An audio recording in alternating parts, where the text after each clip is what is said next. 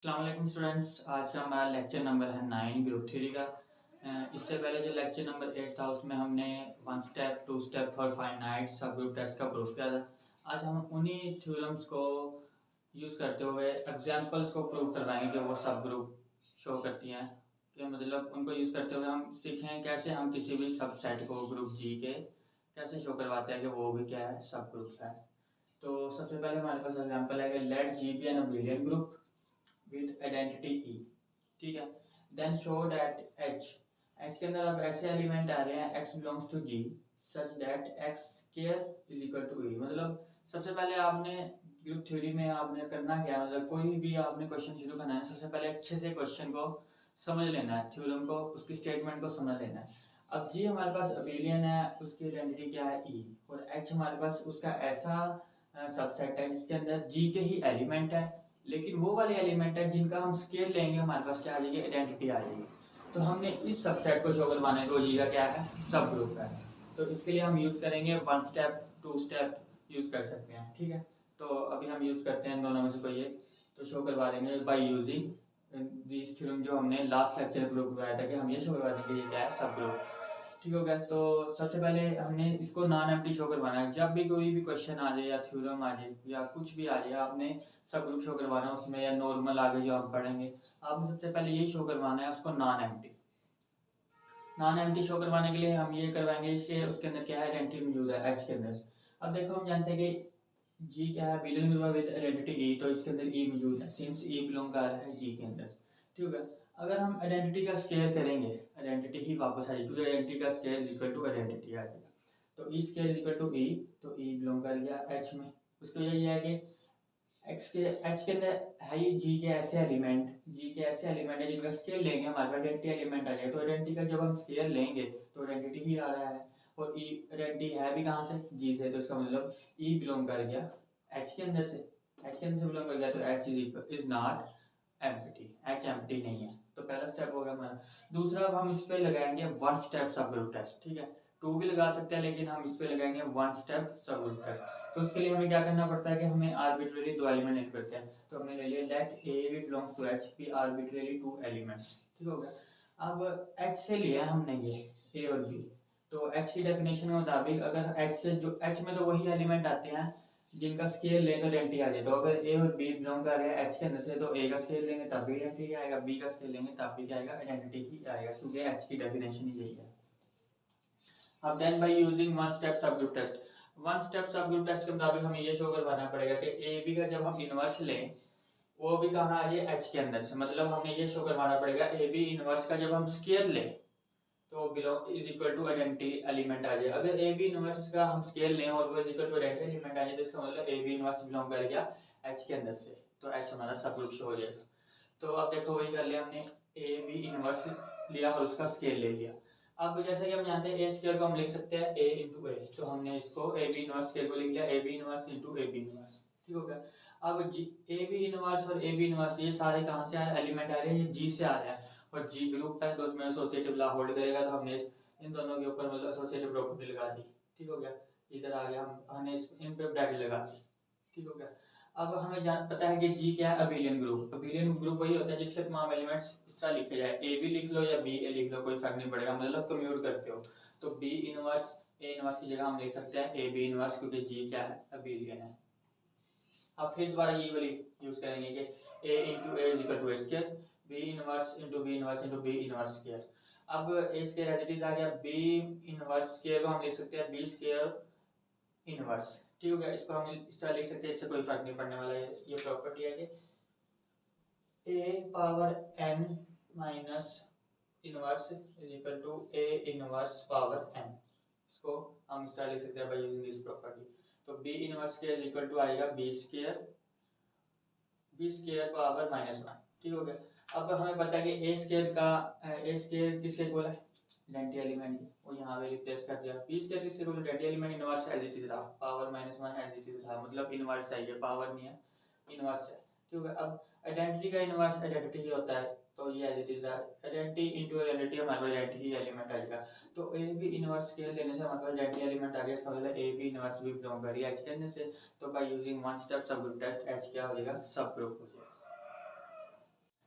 तो ये हमारी सेकंड एग्जांपल है, let G be an abelian group with identity e. इसमें भी जी हमें गिवन है कि वो क्या है, अबिलियन, ये बात आपने याद रखनी है। देन शो दैट एच, जिस जो कि सेट सब सेट है जी का, हमने इसको शो करवाना है कि वो क्या है, जी का सब ग्रुप है।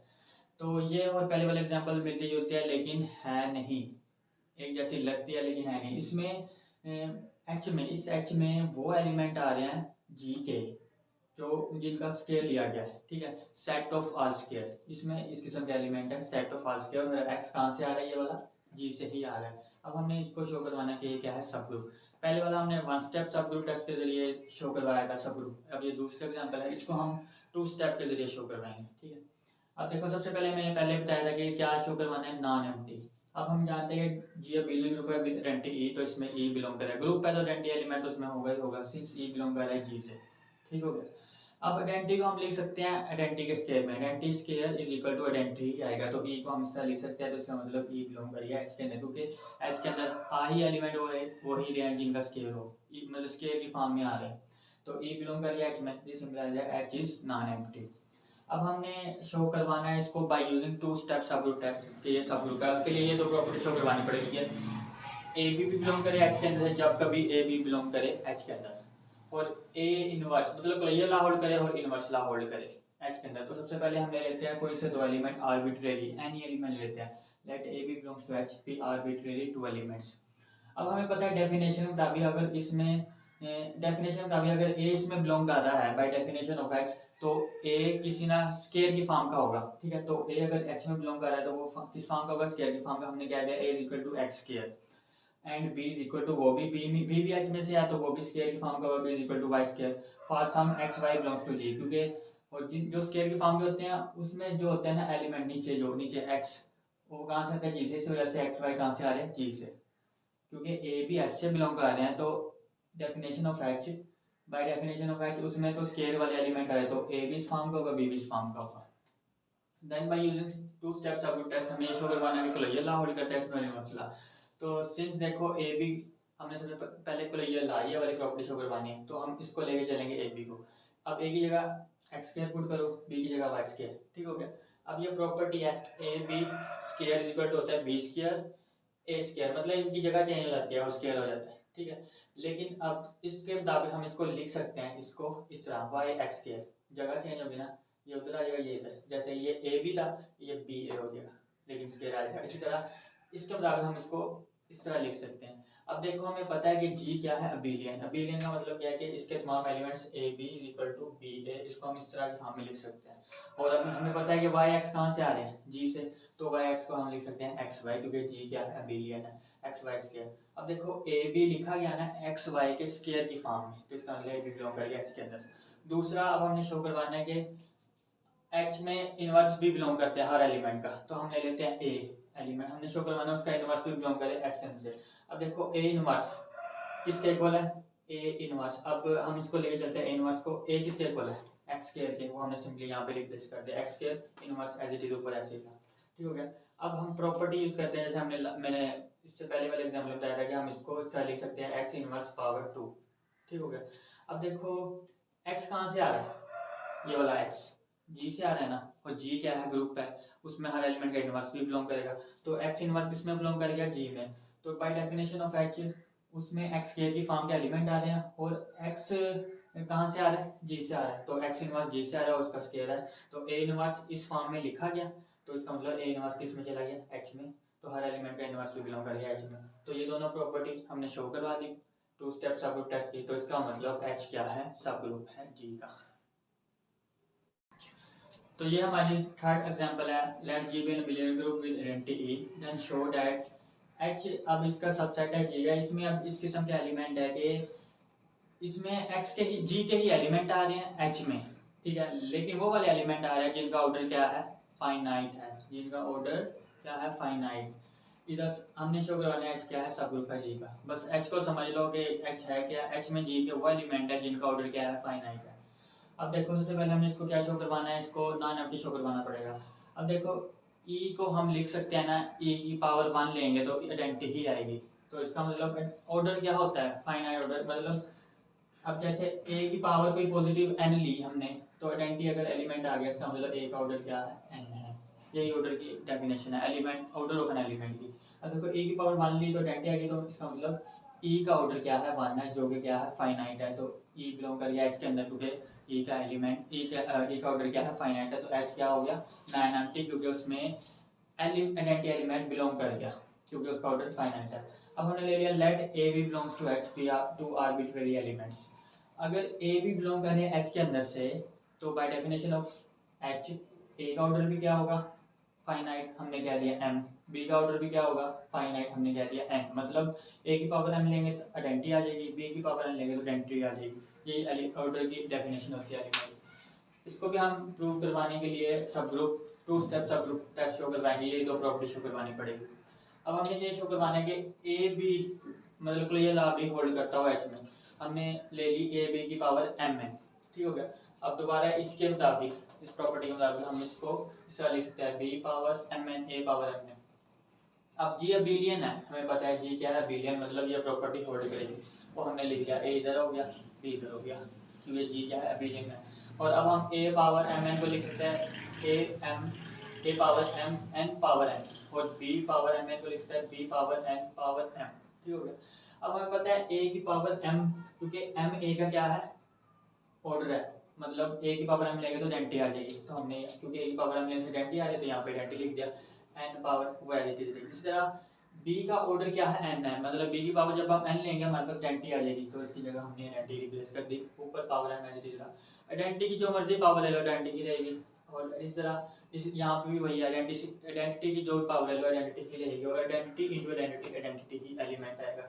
इसका मतलब ए बी की पावर m n लेने से हमारे पास ई आ गया, मतलब ए बी का ऑर्डर क्या है एम एन, जो कि क्या है एक वो एम एन पॉजिटिव इंटीजर है कोई, तो जब हम कोई से दो पॉजिटिव इंटीजर को मल्टीप्लाई करवाते हैं अगेन एक पॉजिटिव इंटीजर ही आता है, मतलब फाइनाइट नंबर ही आता है।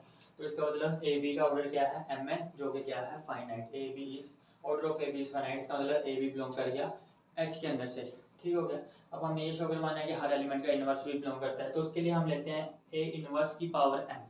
अब देखो ए इनवर्स की पावर m को हम लिख सकते हैं a पावर m पावर -1, ठीक हो गया। अब a की पावर m, क्योंकि a का ऑर्डर क्या है हमने लिया हुआ m, मतलब a की पावर m लेंगे आइडेंटिटी आ जाएगी, तो हमने यहाँ पे आइडेंटिटी रिप्लेस कर दी, a की पावर -1 है जितनी जरा ऊपर पावर में e पावर माइनस, आइडेंटिटी का इनवर्स आइडेंटिटी ही होता है, तो a इनवर्स की पावर m लेने से आइडेंटिटी आ रही है, तो इसका मतलब a इनवर्स का ऑर्डर क्या हो गया m।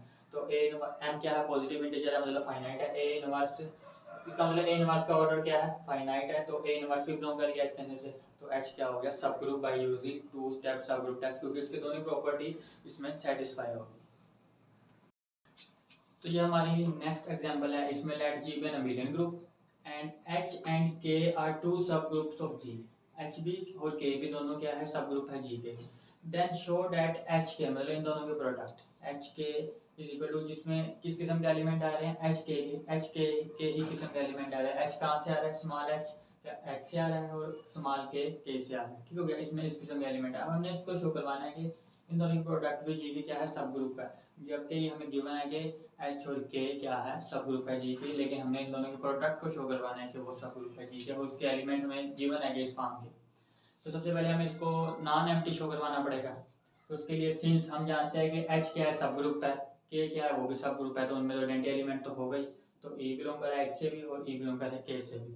अब आइडेंटिटी एलिमेंट को हम इस तरह लिख सकते हैं ई इंटू ई, ठीक हो गया, और ई इंटू ई बिलोंग कर गया एच के अंदर, तो इसका मतलब आइडेंटिटी एलिमेंट बिलोंग कर गया एच के अंदर, सॉरी ई इंटू ई बिलोंग कर गया एच के अंदर, ठीक हो गया। तो ई बिलोंग कर गया एच के अंदर, तो इसका मतलब एच के इज नॉन एम्प्टी।